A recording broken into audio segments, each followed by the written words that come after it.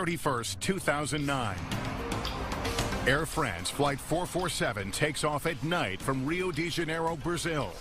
The Airbus 330, carrying 228 passengers and crew, is scheduled to arrive the next morning in Paris, France. Planes flying this route traverse an enormous distance across the Atlantic Ocean.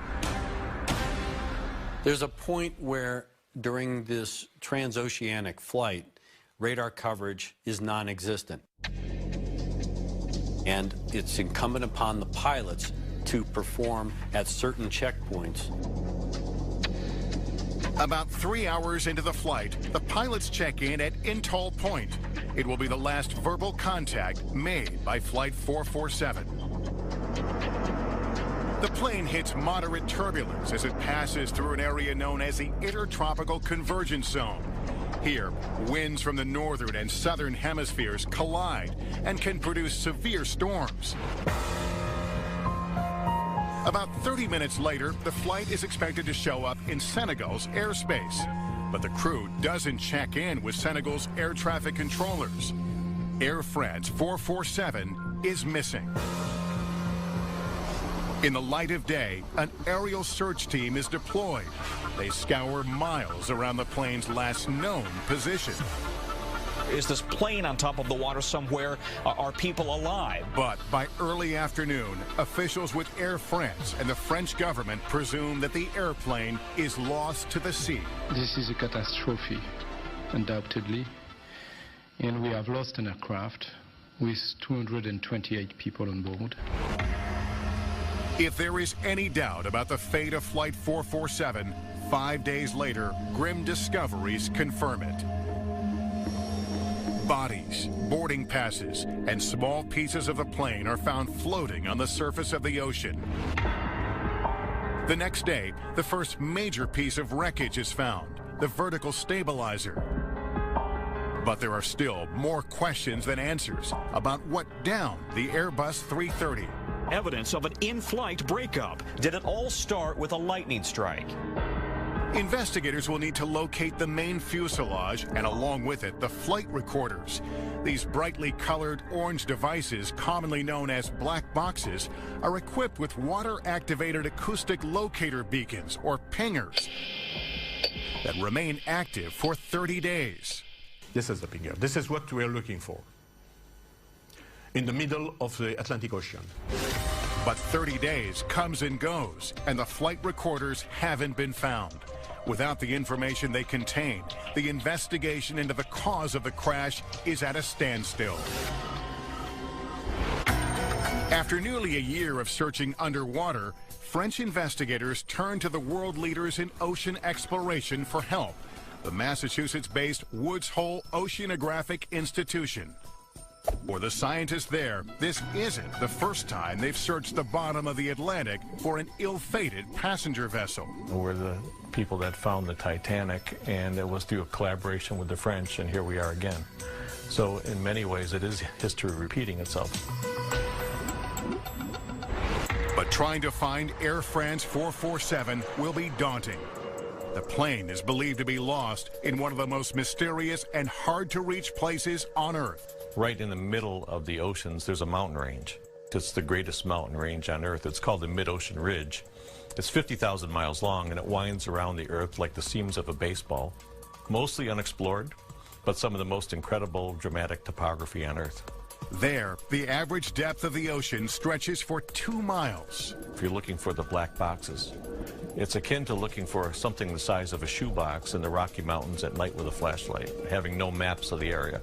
It's like finding the needle in the haystack, but first you've got to find the haystack. The search area was sort of defined as a 40-mile radius circle around that last known position, and that's a very big area. If you draw that circle in the middle of New England, it includes Massachusetts, Vermont, New Hampshire, Rhode Island, and Connecticut. So we needed to narrow that down, and what we asked the modelers to do, the people that understood wind and waves and floating things, was get us in the right haystack, and then we'll take it from there. The team launches 3 autonomous underwater vehicles to comb the ocean floor. We're looking at the Remus 6000 vehicle right now, and one of our primary sensors is side scan sonar. We will swim almost 10 miles in one direction, and the vehicle every second will be sending out a ping and tie all those pings together, and we get a pretty good map of what's on the seafloor. In a heartbeat, you could miss a plane on the bottom, and that would have been less than a minute's worth of data. After finishing a month-long expedition at sea, the team comes up empty-handed. Was the wrong haystack. We're confident that given enough time and resources that we would find the plane. Nearly a year later, and with a new haystack identified, they set out for their second expedition. Within the first week, a promising lead. They find something on sonar 2.5 miles down. A smudge on the seafloor that didn't look like it belonged there. It's about 200 meters wide, 600 meters long. We got the vehicles back on board. We reprogrammed one to go back to that site and use our cameras to take pictures over the site. There was no doubt when those first images came back that was the aircraft. There were the landing gear, the engines, and other bits of the aircraft. There were bodies still on the seafloor, which was not something we were prepared for. It's not something that we thought could ever happen, that years afterwards there'd still be human remains on the seafloor. The whole emotional part of this expedition just brought us to a place that we'd never been to before. 104 bodies are recovered along with the wreckage. A few weeks later, and nearly 2 years since the crash, French investigators locate what they have been desperately hoping to find: the flight data and cockpit voice recorders. Air France 447 disappears over the Atlantic outside the reach of radar. No witnesses, no mayday. It takes nearly 2 years for the wreckage to be found at the bottom of the ocean. After downloading the information on the flight data and cockpit voice recorders, investigators began to unravel just what happened on board the Airbus 330. 447 was in normal cruise at 35,000 feet. Autopilot was engaged, auto throttles were engaged in routine event. About 3.5 hours into the flight, the captain leaves the cockpit to take a break, trading places with one of the two co-pilots. The plane is experiencing some light turbulence as it flies through the volatile intertropical convergence zone. Here, warm, humid air rises, cools, and condenses into large cloud formations. But what the pilots could not know is that ice is building up inside critical sensors called the pitot tubes. Pitot tubes are a long-utilized, well-established device to measure airspeed. They can be susceptible to icing, and as a result, they're heated. But the icing is overwhelming the heating capabilities, and the pitot tubes freeze up. In a highly automated airplane, if you ice over that tube, you no longer have that ram air pressure, which all of these computers are dependent upon. With no valid airspeed to work with, the autopilot and other automated systems disconnect. The co-pilots must manually fly the plane without the ability to monitor their airspeed. The big thing is to not make any major changes with the airplane. In all likelihood, it's going to recover shortly. If you start making large inputs, things can get worse. With the captain still away from the flight deck, the co-pilot in the right seat, the youngest and least experienced on the crew, attempts to level the plane that's being jostled by turbulence. But he overcorrects on the side stick controller, pitching the airplane up at a steep angle. Those inputs were massive, both in magnitude and in duration. The airplane is going to react more violently than at lower altitude or with the automation. The stall warning sounds twice in the cockpit. Stall. The airspeed indications have been invalid for less than 30 seconds, and now they're coming back online. But in that time, the flight has destabilized, and the aircraft is rapidly climbing at a rate of 7,000 feet per minute. Things get confusing quickly because you look wow, look at all this airspeed I have. But yeah, you've got airspeed, but you have no lift. Airflow over the wing is ultimately critical for generating lift and supporting the weight of the airplane. So you can pitch the nose of the airplane up, but the airplane will fall out of the sky because the wings are incapable of generating enough lift. The pilot wasn't monitoring his altitude, really didn't know that he was at 38,000 feet.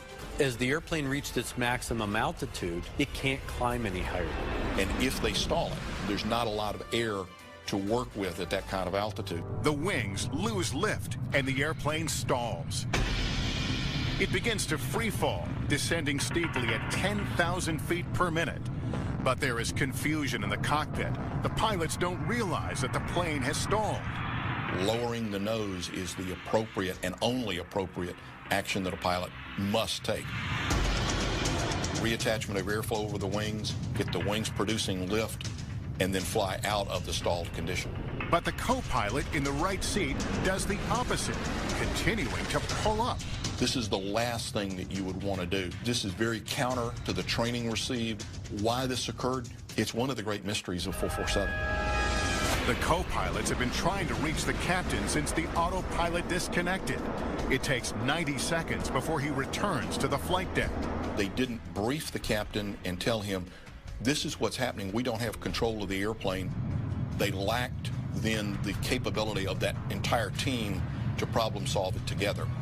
The captain also fails to recognize that the plane is in a stall. It has been plummeting for nearly 3 minutes. Recovery should be easily attained within 10 to 15 seconds. So the idea of it being 3 minutes in a stalled condition is extremely long. In the final minute, the cockpit voice recorder may reveal the captain realizing that the co-pilot has been pitching up, causing the plane to stall. But I've been at max nose up for a while. No, don't climb. In an aircraft with a side stick controller, you may not notice this slight motion. It doesn't take a lot. So it is possible that you could have a full aft stick input and the other crew members don't notice it. The airplane is only seconds from hitting the ocean. The passengers really probably didn't understand what the gravity of the situation was. They only knew, possibly, that they were entering an area of turbulence. Air France 447 smashes down belly first into the Atlantic, killing everyone on board. Autopsies of the victims reveal compression fractures of the spinal column and pelvis, injuries compatible with a seated person hitting the surface of the water at high vertical speeds.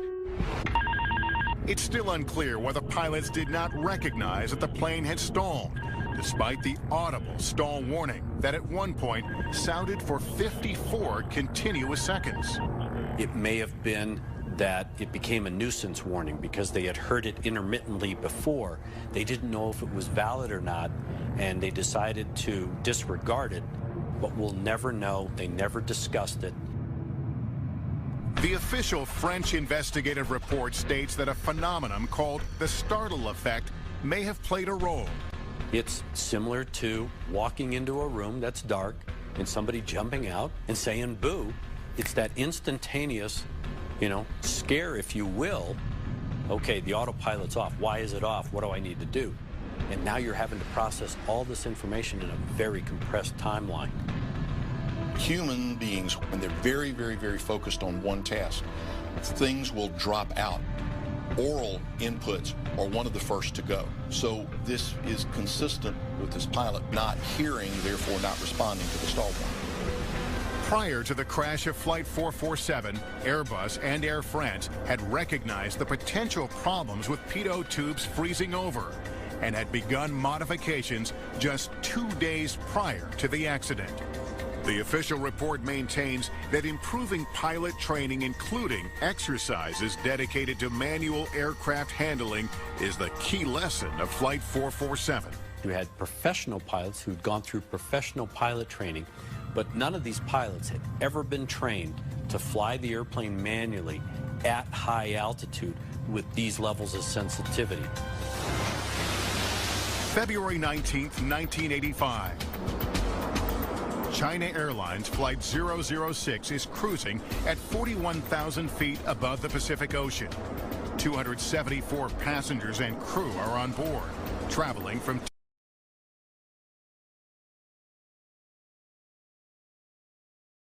Taiwan to Los Angeles. It was my birthday, and my friend told them that, you know, his birthday, so let's celebrate up in the air. And so that's what we did. And we just kept drinking, bringing champagne, singing happy birthday. 10 hours into the journey, the crew notices a sudden loss of thrust in the Boeing 747's number 4 engine. The normal procedure is if you lose an engine, you're going to have to come down. The crew must descend to 30,000 feet where the air is denser so they can try to restart the engine. Instead, the captain asks the flight engineer to try to restart engine number 4 while they're still at 41,000 feet. The restart attempt fails, and the continued loss of thrust begins to slow the airplane down. But that's not the only problem. If you have the failure of one engine, you now have an asymmetrical or unbalanced power, and the airplane will tend to want to roll toward the failed engine because there's more power being produced on the other wing. The airplane is rolling to the right toward engine 4. The first corrective action is to apply rudder to balance it. Switch the autopilot off, make the corrections, and then you could re-engage the autopilot. The autopilot doesn't use the rudder, it uses the ailerons, which are the little flaps on the ends of the wings. But the ailerons aren't enough to correct the roll. The captain is preoccupied with a problem in engine 4 and continues to keep the autopilot engaged. It's similar to your car. You can only turn your steering wheel so much and then you come to a stop. That's what happens in an airplane. The autopilot can only roll those ailerons in so much, and then it comes to a stop and says, I can't do this anymore because I can't move the ailerons anymore. You need to do something else to stop this roll. It's been more than 3.5 minutes since the failure in engine 4. The captain disengages the autopilot. The crew knows the plane is banking right, but they don't realize just how much it is already rolled. The confusion on the flight deck on that airplane was extreme. They were in clouds, so they didn't have a way to look out and see a natural horizon. They were dependent on the instruments. And in that particular instance, the pilots would have been looking at their ADI, which is their artificial horizon that shows the level of the wings compared to the horizon. When the crew, the captain, looked at his ADI and saw an attitude on the indicator that was not what he expected, he thought that the instrument had failed. So when they decided not to believe their instruments, then they're left without any ability to tell which way up they are. There was nothing wrong with their instruments. Their instruments were showing correctly what the airplane was doing. The airplane has rolled more than 60 degrees to the right. The nose pitches down, and the plane enters a nosedive. I just heard a very loud noise from the airplane. So due to our training and my instinct, I just immediately ducked down and grabbed the nearest chair arm. Eventually, the airplane is almost vertical as it descends very rapidly and at very, very high speeds toward the Pacific. China Airlines Flight 006 is crossing the Pacific when it loses thrust in one of its engines, causing the airplane to roll to the right. The crew is preoccupied with restarting the engine and fails to disengage the autopilot and manually straighten out the plane. When they finally disengage it, the airplane is in a dangerous position, having rolled much more than the crew realizes. The Boeing 747 begins plummeting toward the ocean.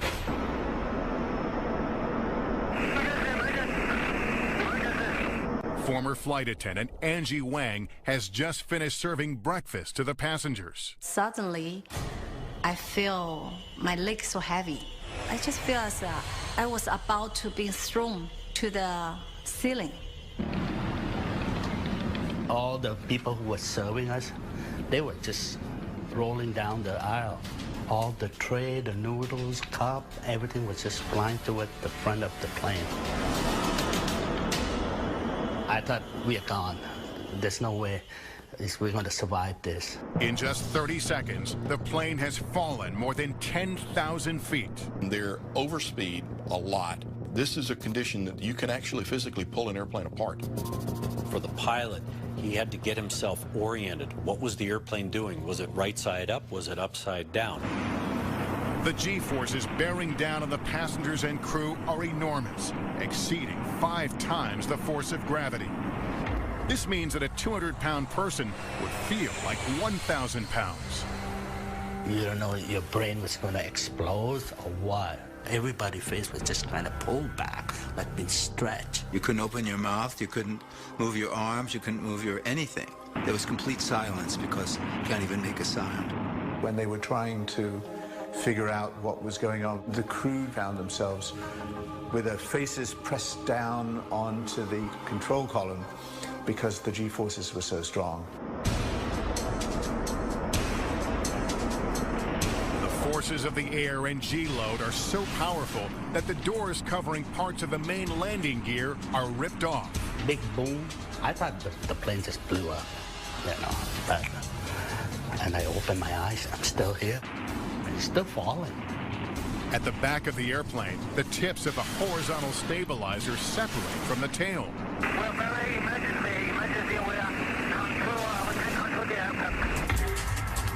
They have fallen another 20,000 feet in less than 2 minutes. The airplane breaks through the cloud layer, and by chance, it's oriented right side up. Now they had a natural horizon to work with. They could look out the windshield and see which way was up, which way was down, and which way was wings level. But there's only 11,000 feet left between the airplane and the ocean. I can see the water. The waves break. It's getting bigger and bigger and bigger, like you have a magnifying glass. I just scream from my mind. I say, God help me. The crew pulls up hard on the control column, and using the horizon, they try to level out the airplane, but they're still losing altitude. It felt like forever, but then it just stopped. Right after I call God, the sound disappeared and the pressure dropped down. Finally, after falling more than 30,000 feet in less than 2.5 minutes, the nose begins to pitch up, and the airplane levels out at 9,500 feet.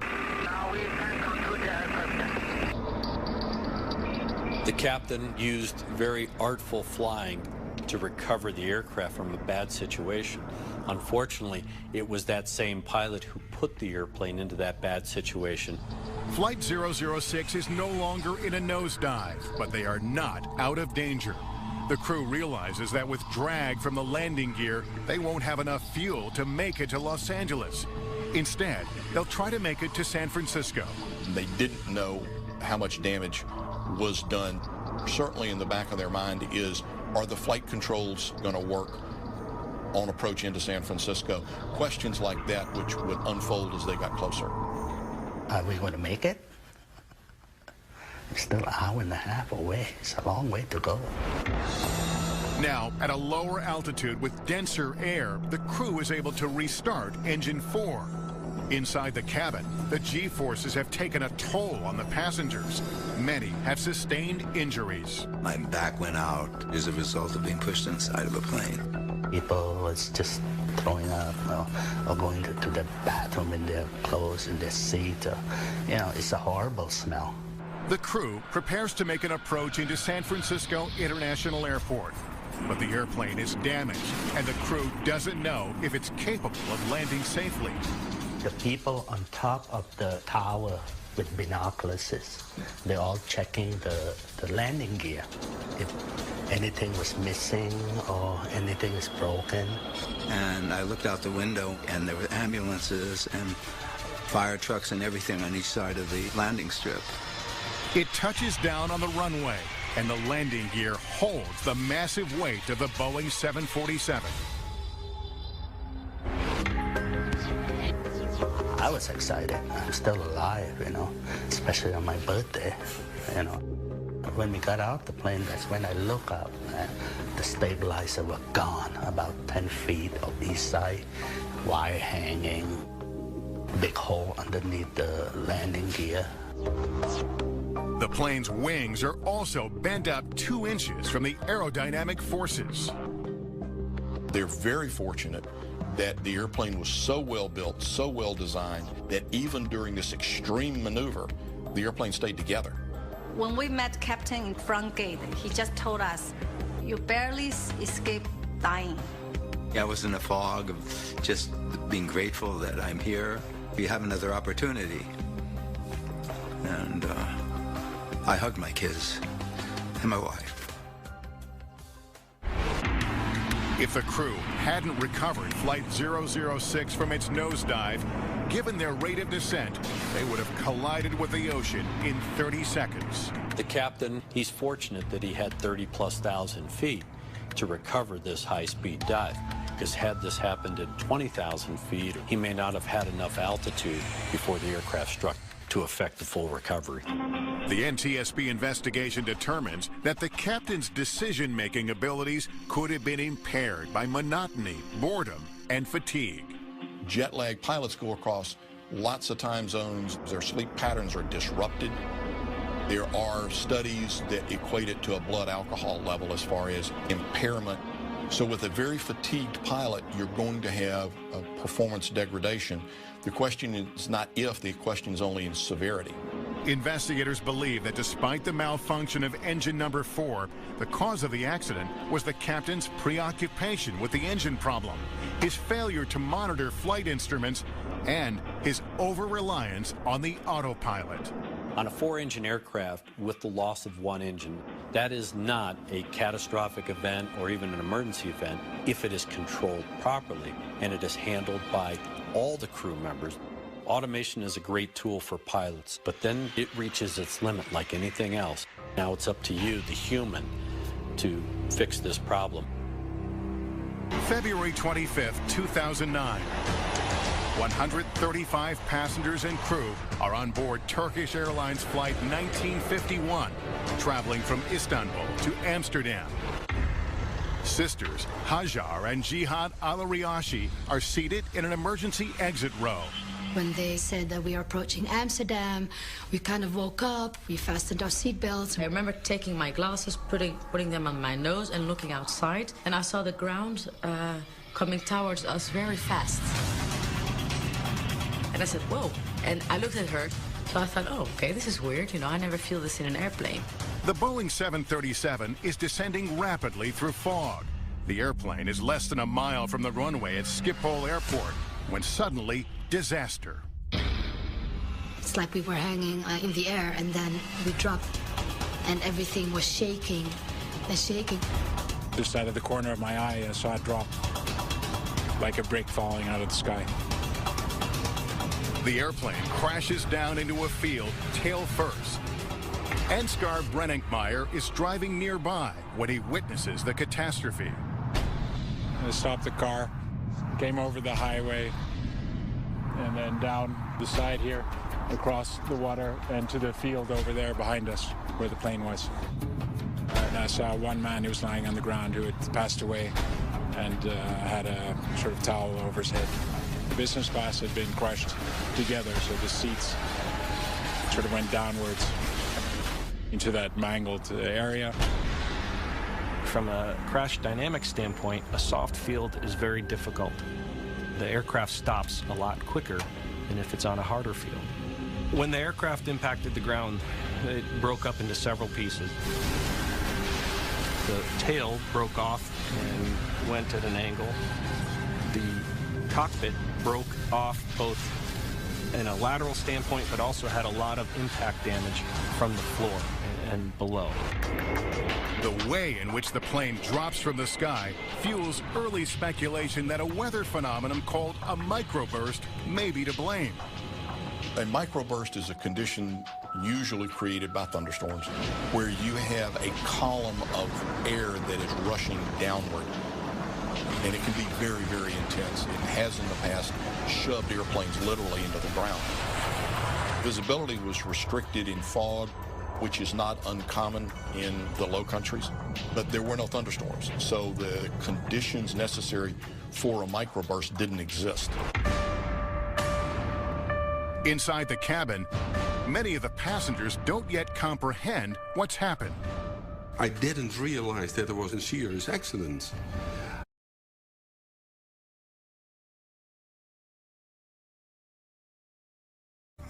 That the pilots has made very hard landing.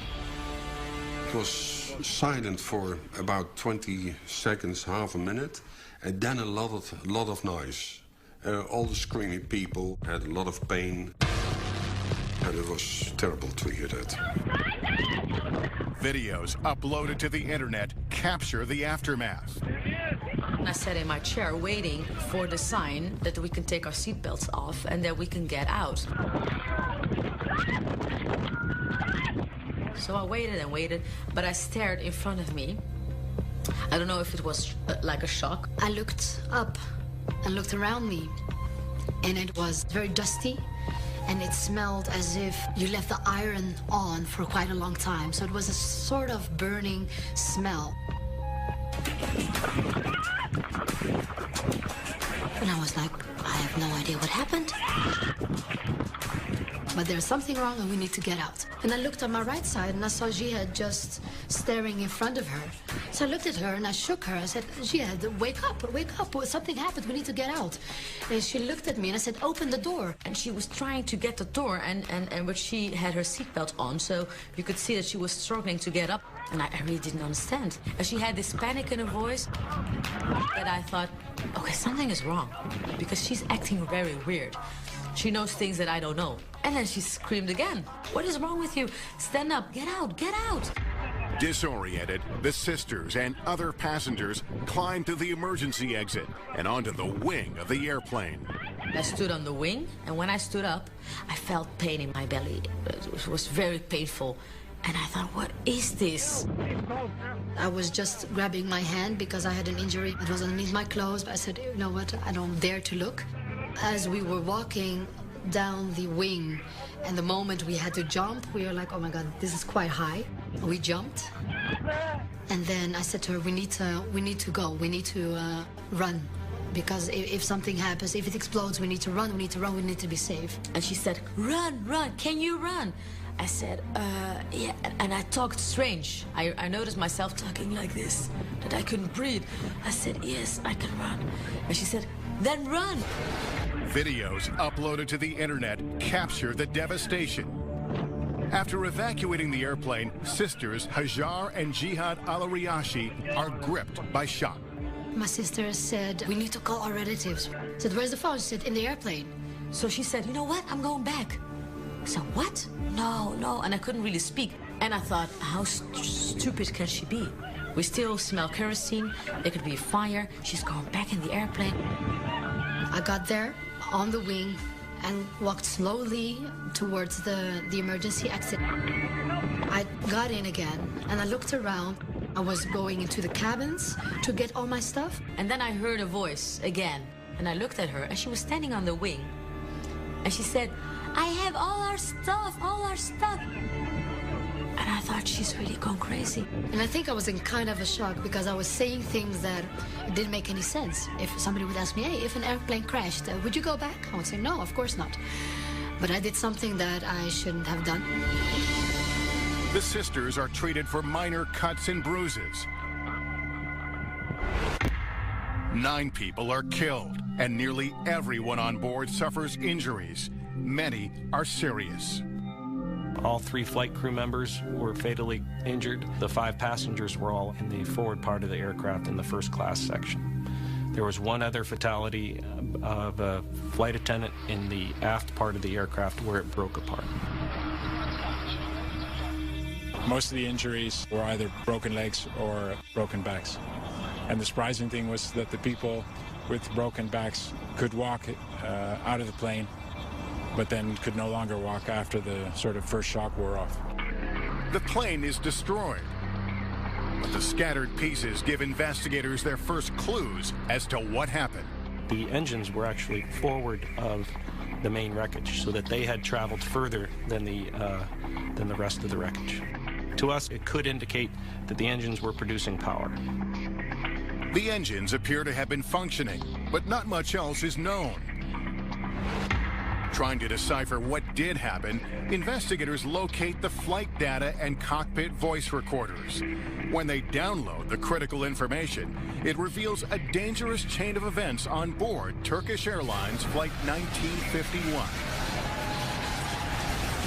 As the aircraft was coming in, air traffic control positioned the aircraft in a manner that caused them to be high.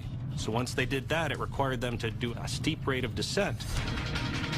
They were faster than they should have been. They were a little higher than they should have been. Air traffic control turned the airplane in pretty close to the runway, so they were descending quickly. They extended the landing gear and started configuring the airplane to land, knowing that they needed to slow down. But an indicator called the radio altimeter, used to measure the plane's height above the ground, has malfunctioned. It's showing that the plane is on the ground when it's actually still 2,000 feet in the air. The crew recognizes the problem, but what they don't realize is that the faulty altimeter reading will have a dangerous effect on the auto throttle system. This controls the speed of the airplane by adjusting engine thrust. The radar altimeter was sensing that the airplane was on the ground. It was telling the throttles to be at idle. The pilots expected them to be at idle, but only for the descent. This was the beginning of an ambiguous situation that the pilots don't know is unfolding. The airplane starts to slow down. The power does not come up as the pilots expected it to because the autothrottle system thinks it's on the ground. The airplane continues to slow. And another problem. The plane is nearing the runway, but the crew isn't finished prepping for landing. They didn't have the final flap selections made, and they were still running the before landing checklist. Consequently, a go-around was required by their operations manual, yet they didn't do that. So all those things that they were doing at that time was taking them away from actually monitoring their airspeed and altitude. Inside the cockpit, the stick shaker warning activates, telling the pilots that the airplane is about to stall. I think the stick shaker actually caught him by surprise. The trainee first officer did exactly what he was trained to do. Pushed the power up, lowered the nose. But the captain understandably said, I don't know what's going on here. I want control of the airplane because I've got so much more experience. Neither the trainee first officer nor the captain disengaged the autothrottle system. The result of not following that disengagement was that the autothrottle system drove the power back to idle. With no thrust to the engine, the airplane is losing too much airspeed.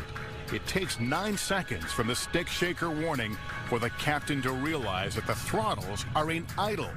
When he does, he pushes them to full thrust. But it's too late. By the time they realized what was occurring, the airplane went into an aerodynamic stalled condition and literally fell out of the sky a mile short of the airport. The plane shatters on impact into 3 pieces. The accident leads to significant changes in the industry. A recommendation was made to improve the reliability of the